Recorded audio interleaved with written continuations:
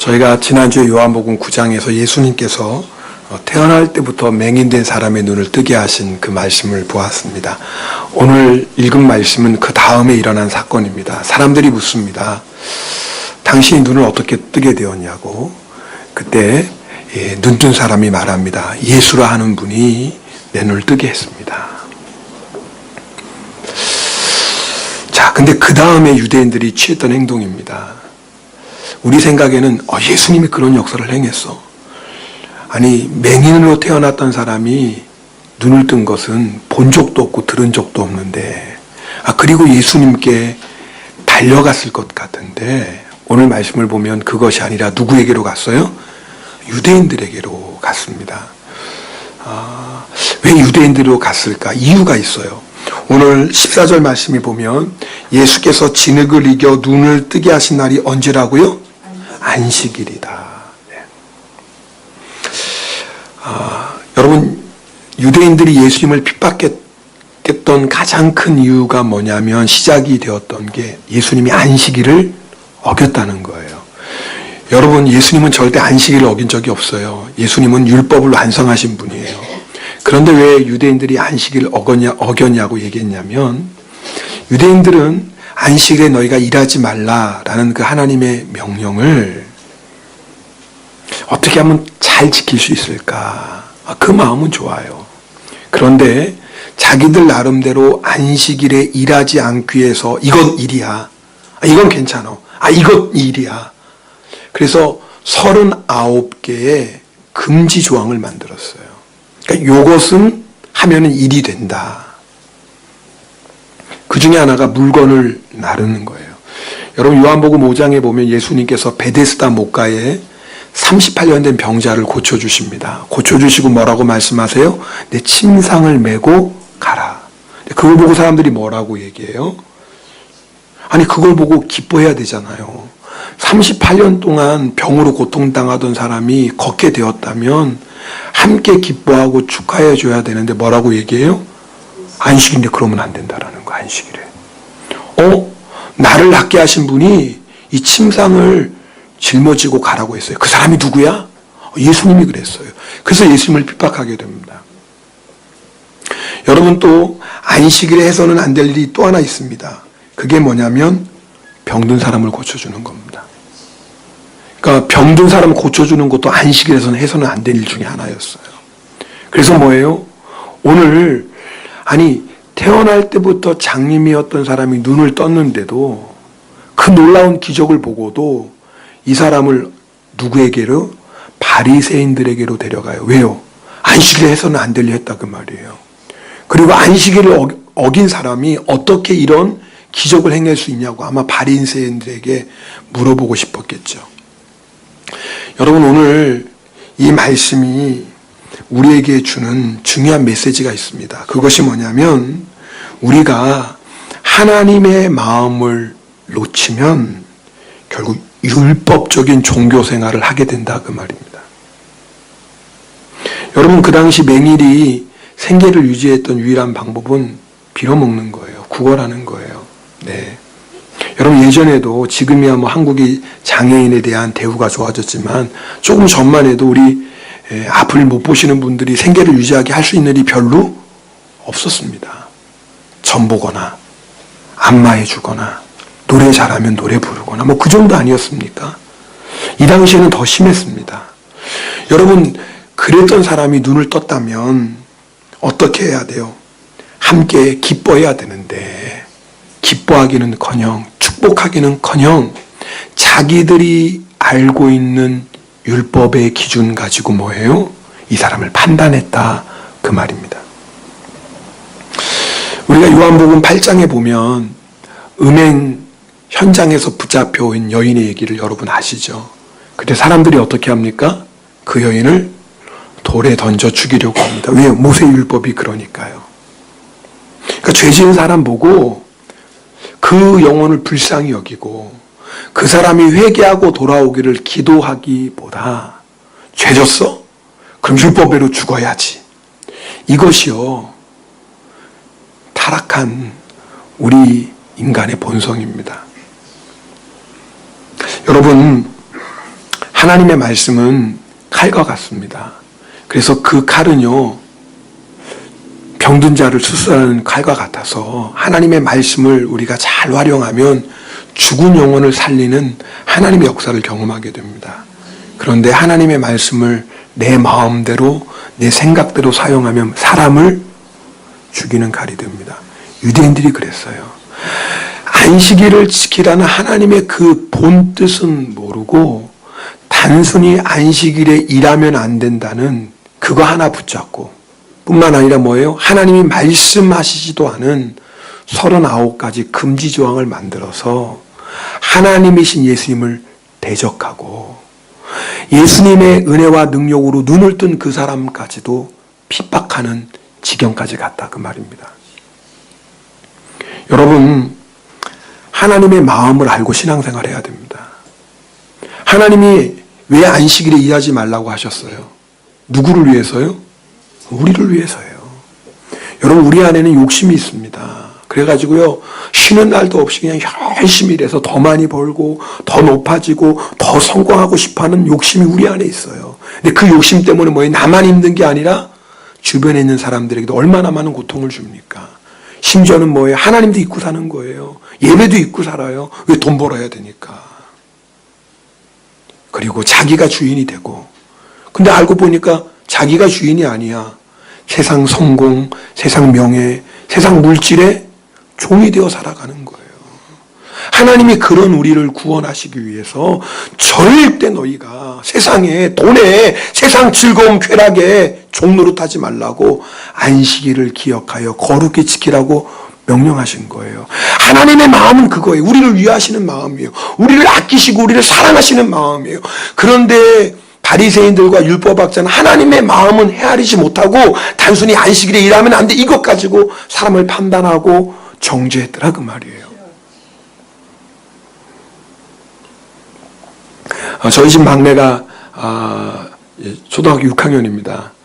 가장 말 안 들을 때입니다. 네. 말은 안 되는데 먹을 건 또 얼마나 많이 먹는지 모릅니다. 밥값을 못하는 때가 바로 이때입니다. 말을 안 들으면 제가 매로 엉덩이를 때립니다. 때리는 매가 있어요. 아무거나 때리는 게 아니라 꼭 정해놓은 매로 때려요. 어렸을 때는 그것에 제가 이름을 붙여줬습니다. 사랑의 맴매떼기. 그래서 우리 아이들은 항상 이게 뭐야? 그러면 사랑의 맴매떼기요. 아빠가 너희들 사랑해서 때리는 거야. 그러고 때렸습니다. 하루는 주선이를 때려야 되겠는데 아무리 봐도 매가 없는 거예요. 그러니까 제가 화가 나잖아요. 그래서 야, 아빠가 여기다 놔둔 매 어딨어? 매 어딨어?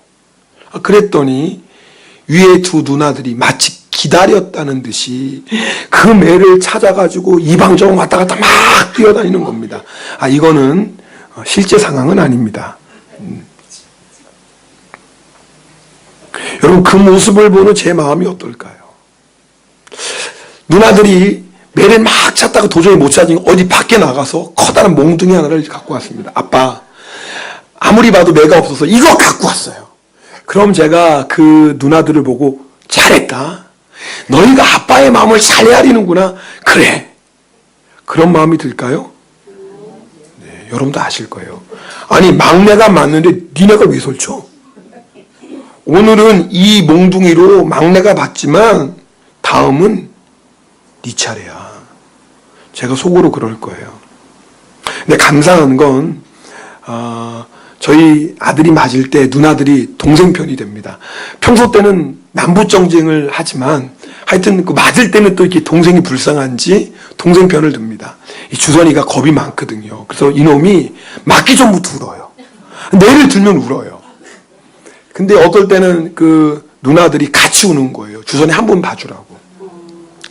언젠가는 제가 매를 산 데 없어가지고 정말 커다란 몽둥이 하나 갖고 왔어요. 그랬더니 누나가 하는 말이, 아빠, 이걸로 우리 주선이 맞으면 죽어요.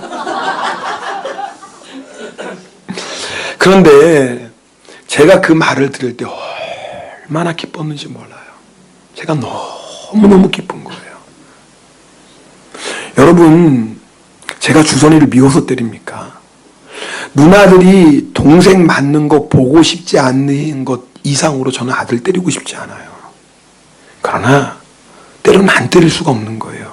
사랑하니까. 잘못된 길 가지 말라고. 여러분, 하나님이 율법을 주신 이유가 똑같은 거예요. 우리를 미워서 우리 때리려고 율법 주신 게 절대 아닌 겁니다.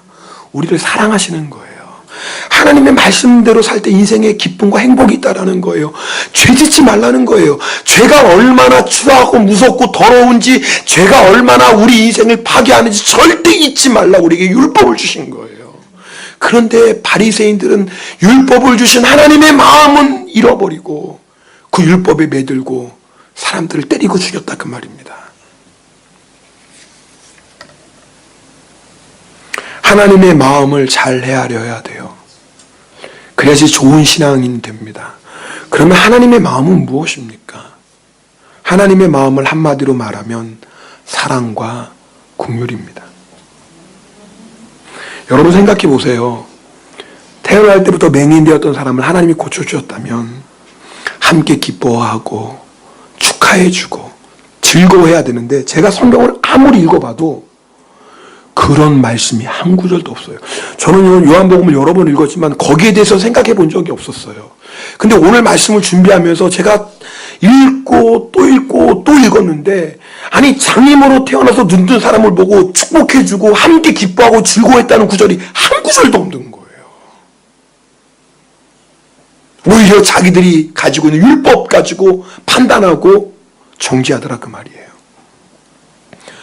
여러분, 누가복음 11장에 보면, 15장에 보면 우리가 흔히 말하는 탕자의 비유가 나옵니다. 한 아버지에게 두 아들이 있었습니다. 근데 둘째 아들이 아버지가 살아있는데 자기에게 돌아올 유산을 먼저 달라는 거예요. 이런 불효가 어디 있어요? 더 이상 아빠하고 함께 살기 싫다, 그 말이에요. 더 이상 내가 아버지 얘기 듣고 싶지 않다, 그 말이에요. 내 마음대로 살고 싶다, 그 말이에요. 아니, 아버지가 빨리 죽어야지 내가 유산을 받는데 왜 이렇게 오래 살아요? 아니, 더 이상 이제 아버지 죽기까지 못 기다리겠네. 실제로 유산 얻으려고 부모를 죽이는 자녀도 있지 않습니까? 여러분, 정말 부모 막심한 아들이에요. 만약에 진짜 이런 아들이 있었다면 돌에 맞아 죽어야 돼요. 모세율법에 의하면. 근데 참 보세요. 이 아버지가 돌에 맞아 죽어야 될 마땅한 아들의 이야기를, 부탁을 그대로 들어줍니다. 아들이 기다렸다는 듯이 아버지의 재산 다 가지고 먼 나라에 갑니다. 거기서 허랑방탕하게 삽니다. 가지고 있던 돈 다 쓰고 맙니다.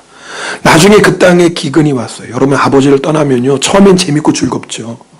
여러분, 우리가 신앙생활 할 때 이것도 하지 말아야 될 것 같고 예배 드려야 된다고 하고 이래 귀찮아, 내 마음대로 살고 싶은데, 아버지 떠나면 그 순간이 좋죠. 내 마음대로 사는 것 같지만. 근데 여러분 아세요? 아버지를 떠나면 반드시 우리 인생에 기근이 옵니다. 반드시 기근을 만나게 됩니다. 나중에는 배가 고파서 돼지가 먹는 쥐염 열매를 먹으려고 해요. 근데 그것도 주는 사람이 없어요. 굶어 죽게 생겼어요. 보세요. 굶어 죽게 생기니까 그때 뭘 깨달아요? 내가 하나님과 아버지에게 죄를 지었구나.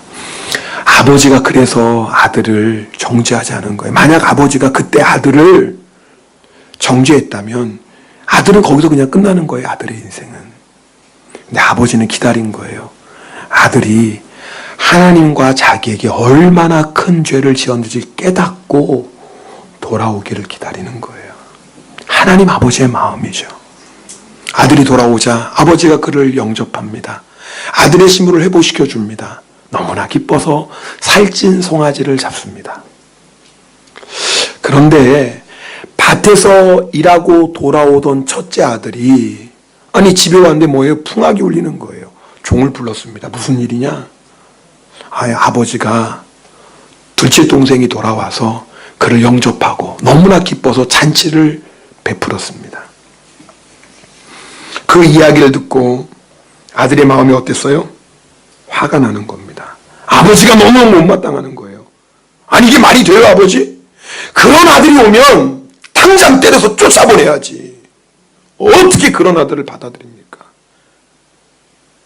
설령 받아들여도 일정 기간 벌을 내리고, 그리고 정말 반성하는 김이 그게 보이면 그때 가서 좀 이렇게 하더라도 그렇지. 어떻게 그냥 받아들이는 것도 말이 안 되는데 뭐까지 열었어요?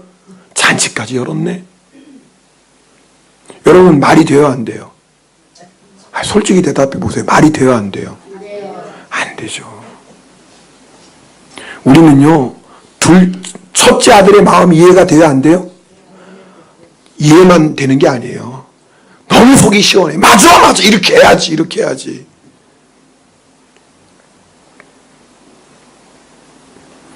첫째 아들은요, 아버지의 마음을 너무너무 몰랐어요.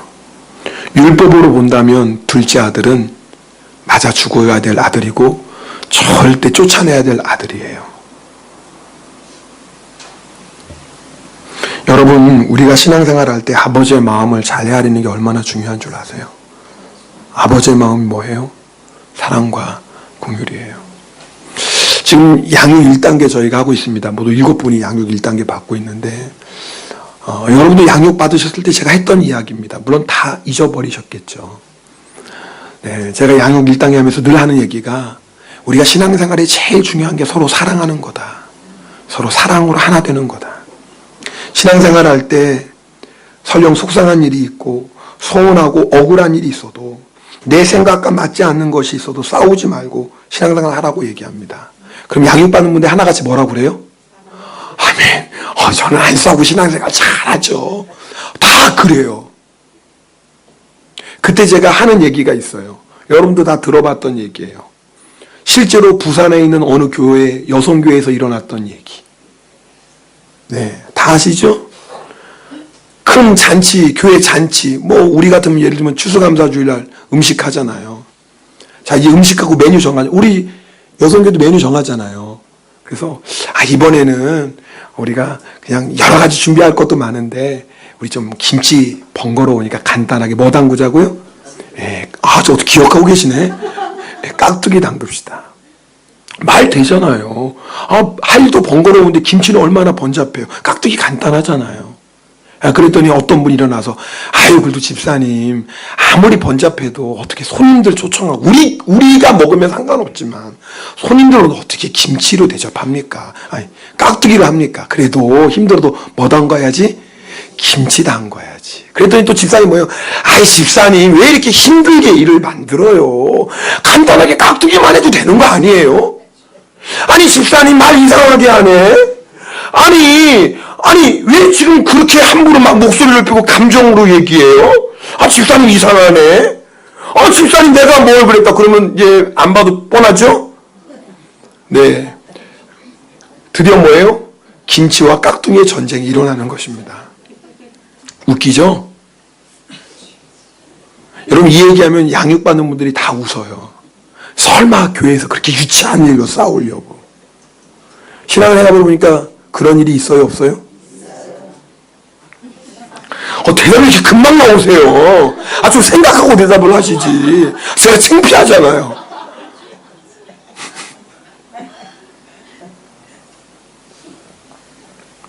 여러분 왜 그런 줄 아세요? 우리가 하나님의 아버지의 마음을 잃어버리면 이러고 신앙생활하는 거예요. 하나님 아버지의 사랑과 긍휼의 마음을 잃어버리고 나면 네가 맞네, 내가 맞네. 자기가 만든 기준 가지고 죄인이네 아니네, 맞았네 틀렸네, 이러고 신앙생활해요. 여러분 이 사람이 맹인으로 태어난 이유가 뭐예요? 하나님이 하시는 일을 나타내고자 하심이에요. 하나님이 하시는 놀라운 기적을 나타내요. 왜요? 맹인으로 태어난 사람이 눈을 떴으니까. 이런 기적이 어디 있어요? 예수님은 이 일을 통해서 예수님이 바로 실로암, 하나님께로부터 보냄받은 자, 유대인들이 그렇게 기다리고 기다렸던 메시아인 것을 하나님이 직접 예수님이 증거해 주셨어요. 그런데요, 이 놀라운 하나님의 영광 앞에 기껏 뭐 하고 있어요? 아니야, 이건 안식일이잖아, 안식일. 절대 안식일에 이런 일이 있으면 안 되지. 그리고 그 사람을 데리고 예수님께로 간 것이 아니라 누구에게로 가는 거예요? 바리새인에게로 갔다고 말이에요. 그런데 바리새인의 반응도 똑같아요. 그 사람을 축복해 주거나 그 사람과 기뻐하는 게 아니라 오늘 안식일이잖아, 안식일이잖아. 이게 어떻게 된 거야, 안식일에 도대체? 안식일에 병자 고치면 안 돼. 누가 이 병을 고친 거야? 누구야? 이러고 나오는 거예요. 여러분, 오늘 본문에 나오지 않지만 그 다음에 보면은요, 나중에는요, 이 바리새인들이 맹인되었던 사람을 쫓아냅니다. 이 쫓아내었다라는 건 뭐냐면 유대교 신앙 공동체에서 충돌시켰다 그 말이에요. 여러분, 얼마나 무서워요. 자기들이 만든 그 기준 가지고, 그 율법 가지고, 사실은 하나님이 주신 율법하고도 다르죠. 그거 가지고 뭐예요? 판단하고 정죄하고 쫓아냈더라 그 말이에요. 우리가 사랑과 공유를 잃어버리면 이렇게 됩니다. 하나님을 믿는다고 하면서도요, 실제로는 하나님이 행하시는 역사를 거스르는 자가 되고 만다 그 말이에요. 여러분, 오늘 이 말씀이 중요한 이유가 있어요. 지금부터 잘 들어보세요. 결국 우리도요, 신앙생활 할 때 둘 중에 하나인 거예요. 이런 상황에서 내가 예수님께로 갈 것인가, 아니면 바리새인들에게로 갈 것인가. 바리새인들에게 간다는 건 율법으로 돌아가는 거예요. 여러분, 예수님께 간다는 건 뭐예요? 예수님의 십자가 앞에 나아가는 거예요. 여러분, 우리가 어떤 일을 만날 때마다 주님의 십자가 앞에 나아가면 어떤 마음이 듭니까? 십자가를 바라볼 때 하나님의 크신 사랑을 느끼잖아요. 야, 하나님이 독생자 예수 그리스도를 주시기까지 나를 사랑하셨구나. 내가 뭔데? 하나님이 죽을 수밖에 없는 나를 불쌍히 여기고 긍휼히 여겨주셨구나.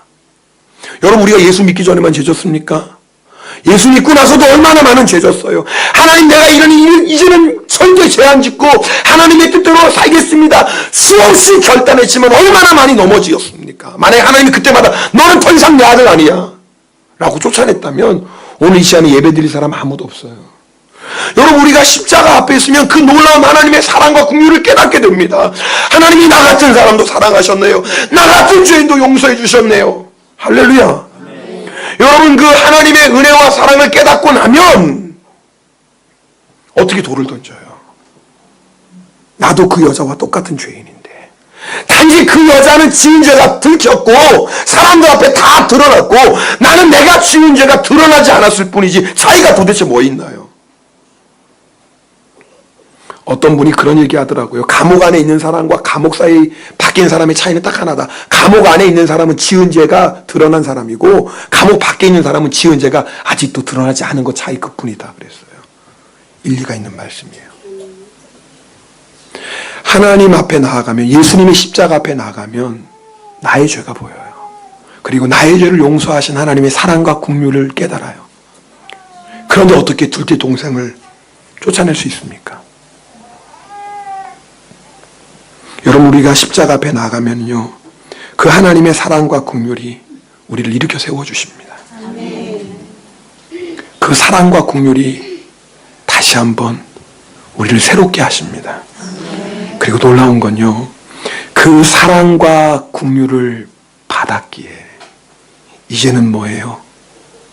그 사랑과 긍휼을 베푸는 자가 됩니다. 그런데 그런 상황에서 율법으로 가면 어떻게 돼요? 돌 던지는 자가 되는 거예요. 다른 사람만 죽이는 게 아니에요. 결국은요, 나도 죽어요. 왜 그런지 아세요? 율법으로 판단하는 자는 동일하게 율법으로 나도 판단받기 때문에 그렇습니다. 마태복음 7장 2절 말씀을 함께 읽겠습니다. 마태복음 7장 2절입니다. 너희가 비판하는 그 비판으로 너희가 비판을 받을 것이요 너희가 헤아리는 그 헤아림으로 너희가 헤아림을.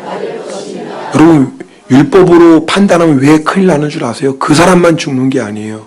결국 나도 똑같은 판단 받는 거예요. 여러분 생각해 보세요.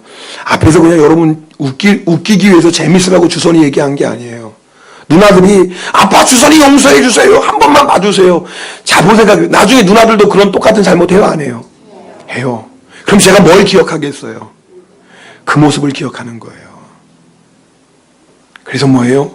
용서해 주는 거예요. 근데 반대로 우리 아이들이 크다는 몽둥이 갖고 아빠 이걸로 주선이 때려요. 그렇지 않아도 이놈 아주 얄미웠는데 아주 까불었는데 잘 됐네. 그때는 주선이가 맞는 거 보면 시원할지 모르죠. 근데 하나는 알고 둘은 모르는 거예요. 나중에 자기들 뭐로 맞아요? 그 몽둥이로 맞는 거예요. 오늘 예수님 마태복음 7장 2절에 하신 말씀이 바로 그거예요. 너희가 비판하는 그 비판으로 너희도 비판받고 너희가 헤아리는 그 헤아림 너도 똑같이 헤아림 받는다. 너 그래도 괜찮아? 여러분 그래도 괜찮아요? 얼마나 두렵고 떨리는 일이에요.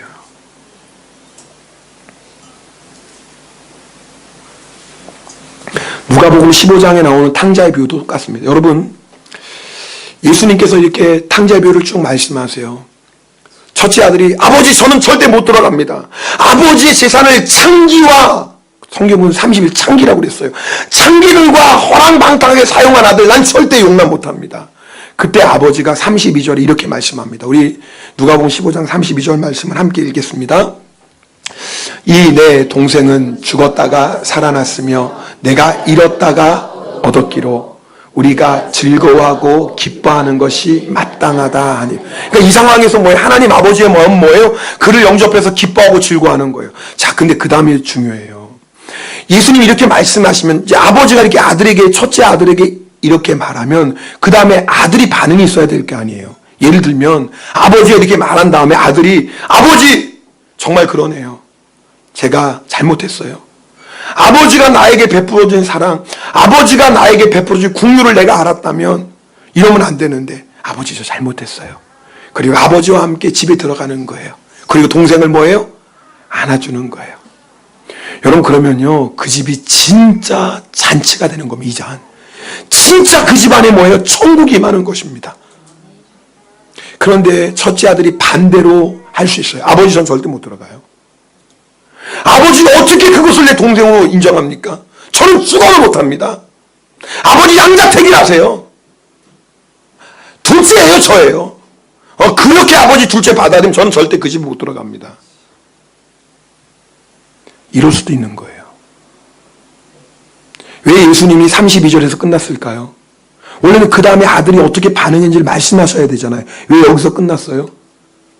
중요한 메시지가 있어요. 이제는 너희 차례라는 거예요. 너희 같으면 어떻게 하겠니? 지금 물어보는 거예요. 이 말씀을 듣는 사람들에게 자, 아버지가 이렇게 말했는데 너희들이 첫째 아들이라면 너희는 어떻게 하겠니? 무엇을 선택하겠니? 오늘 이 말씀 우리에게 똑같이 물어보는 거예요. 여러분 그런 상황이라면 여러분 무엇을 선택하시겠어요? 사실은요 우리는 날마다 이런 선택 안에서 살지 않습니까? 여러분 우리가 생활할 때 때로는 우리 가족 안에서 때로는 교회 안에 성도 안, 내 이웃 안에서 어떨 때 우리 마음을 아프게 하고 우리에게 해서는 안 될 말을 하기도 하고 행동을 하는 사람들 만나요 안 만나요? 대답 안 하시는 분도 있지만 어떻게 성가대는 이렇게 그 대답이 금방 나와요. 성가대들이 참 힘들게 살아갑니다. 이게 고민도 안 하고 만나요. 이렇게 성가대 괴롭히지 마세요. 네 만나요. 여러분 그럴 때 여러분 우리는 둘 중에 하나를 선택하는 겁니다. 내가 예수님께로 갈 수도 있고요. 예수님의 십자가 앞으로 갈 수 있고요. 율법으로 또 갈 수 있어요. 예수님의 십자가 앞으로 가면 어때요? 주님은 나 같은 죄인도 사랑하시고 나 같은 죄인도 용서하셨는데 주님 내가 왜 이 사람을 정죄할 수 있겠습니까? 주님 이를 불쌍히 여겨주세요. 둘째 아들을 품어주는 자가 되는 거예요. 가는 현장에 붙잡힌 여인을 향해 돌을 던지는 것이 아니라 예수님처럼 그를 불쌍히 여기고 긍휼히 여기는 자가 되는 거예요. 그러나 그 순간에 율법으로 가면 뭐예요? 상종 못할 사람인 거예요. 어떻게 저런 인간이 다 있어? 저건 사람도 아니야. 비판하고 정죄합니다. 사실은 우리는요 매일매일 이 선택 안에 살고 있습니다. 그런데 너무나 힘든 게 뭐냐면 우리에게는요 본능적으로 뭐가 쉬워요? 판단하고 정죄하는 게 너무너무 쉬워요. 이거는 누가 가르쳐주지 않아도 너무너무나 잘 돼요. 기도 안 해도 잘 되고요. 성경 안 읽어도 잘 되고요. 예배 안 드려도 잘 돼요. 아니 기도하고 성경 안 하고 말씀 안 읽고 교회 안 나오면 더 잘 돼요. 더 잘 돼. 왠 줄 아세요? 우리의 본능이기 때문에 그래요. 우리는 타고났어요. 왜냐하면 우린 다 선악과를 따먹은 죄인이기 때문에 그래요. 그래서 날마다 무엇이 맞고 무엇이 틀리고 무엇이 옳고 무엇이 그르지 날마다 판단하며 살아가요. 율법으로 살아가는 겁니다. 여러분 그렇게 신앙생활 하면은요, 하나님의 사랑과 긍휼을 체험할 길이 없습니다. 그럼 어떻게 해야 됩니까? 날마다 예수님 앞으로 나아가야 돼요. 방법은 없어요. 날마다 십자가 앞으로 나아가야 됩니다. 십자가 앞에 나아가면, 주님의 사랑과 긍휼 앞에 나아가면요, 사람 못할 사람도 없고 용서 못할 사람도 없어요. 이해 못하는 것 상관없어요. 이해 못하면 어때요? 하나님이 이 모든 것도 합력해서 선을 이루실 텐데. 그리고요, 그렇게 예수님께로 십자가 앞으로 나아가는 사람은요, 하나님이 행하시는 역사를 보게 돼요. 음행 중에 붙잡혔던 그 여인이 회개하고 새로운 인생을 시작하는 아름다운 여인으로 변화되는 것을 보게 돼요. 아버지의 재산을 창녀들과 허랑방탕하게 써버린 그 아들이 회개해서 이제는 아버지를 기쁘시게 하는 아들로 변화되는 하나님의 영광을 보게 됩니다. 그런데요, 우리가 예수님 앞에 나아갈 때 진짜 수지 맞는 사람이 있어요. 누구예요? 바로 나예요. 그때마다, 내가 예수님의 십자가 앞에 나아갈 때마다 주님의 사랑과 긍휼이 내 영혼을 채워주시는 것을 경험합니다. 여러분, 우리는요, 주님의 사랑과 은혜가 아니면 절대 살 수 없습니다. 여러분의 심령이 왜 공고한 줄 아세요? 여러분, 오늘 이 말씀 잘 들어보세요. 내 마음이 왜 공고하고 답답하고 왜 내 마음이 안정하지 못하냐? 목사님, 그 사람 때문에. 아니요, 속지 마세요. 둘째 아들과 같은 동생이 있다 할지라도 예수님 앞으로 나아가고 십자가 앞으로 나아가는 사람은요, 오히려 하나님의 더 큰 은혜와 사랑을 누리게 됩니다. 내가 살아요. 내가 변화돼요. 내가 충만해져요. 더 놀라운 건요, 나도 하나님의 역사를 보게 되고요, 하나님의 영광의 중앙에서 주님의 역사에 쓰임받는 자가 됩니다. 저는 이 말씀 하면서 계속 누가복음 15장의 그 33절이 생각나요. 33절은 없어요. 32절에서 얘기가 끝나나요. 근데 제가 생각해 보는 거예요. 어떤 것을 생각해요? 첫째 아들이, 아버지 제가 잘못했어요. 아버지의 마음 내가 몰랐어요. 그리고 아버지와 함께 집에 들어가는 거예요. 그리고 둘째 동생을 사랑으로 품어주는 거예요. 제가 생각해 보는 거예요. 상상해 보는 거예요. 그럴 때 아버지는 얼마나 기쁘실까. 그럼 아마 아버지, 야! 송아지 한 마리 더 잡아와. 진짜 잔치다. 우리 집 진짜 잔치다. 우리 집 진짜 잔치다. 내 인생에 이렇게 기쁘고 즐거운 때가 없었다. 너무너무 기쁘고 즐겁구나. 천국이 되는 거예요. 저는 오늘 말씀 준비하면서 마지막에 주님, 우리 교회가 이런 교회 되게 해주세요. 우리 교회가 하나님이 너무너무 기쁘시게 하는 교회, 천국과 같은 교회 되게 해주세요. 여러분, 무엇을 선택하시겠습니까? 선택은 여러분의 몫이에요. 그러나 여러분의 선택으로 천국을 경험할 수도 있고 지옥 같은 삶을 경험할 수도 있어요. 기도하겠습니다.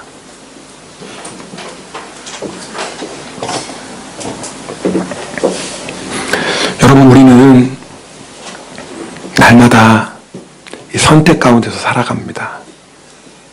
내가 이 아픔, 이 상처, 이 억울한 일 가지고 예수님께로 갈 것인지, 아니면 이 아픔, 이 상처, 이 억울함을 가지고 율법으로 갈 것인지. 그런데 여러분, 우리 정답 알잖아요. 내가 무엇을 선택할지 모르는 분은 아무도 없어요. 정답 알잖아요. 저는 이 시간에 하나님께서 우리를 부르시고 계심을 믿습니다. 너 십자가 앞으로 나와라. 네 힘으로 하려고 하지 마라. 그저 십자가 앞으로 나와라. 그러면 내가 사랑과 긍휼을 너에게 부어줄 거야. 아들아, 나와 함께 즐거워하고 기뻐하자. 오늘 주님께서 여러분에게 하시는 말씀입니다. 주님, 내가 이 말씀에 순종하겠습니다. 우리 함께 결단하며 기도하시고요. 오늘 성찬 받을게 성찬 받기 전에 또 우리가 지은 모든 죄 주님 앞에 회개하며 기도하며 나아가겠습니다. 통성으로 기도하겠습니다. 오 할렐루야. 사랑의 하나님 아버지 감사드립니다.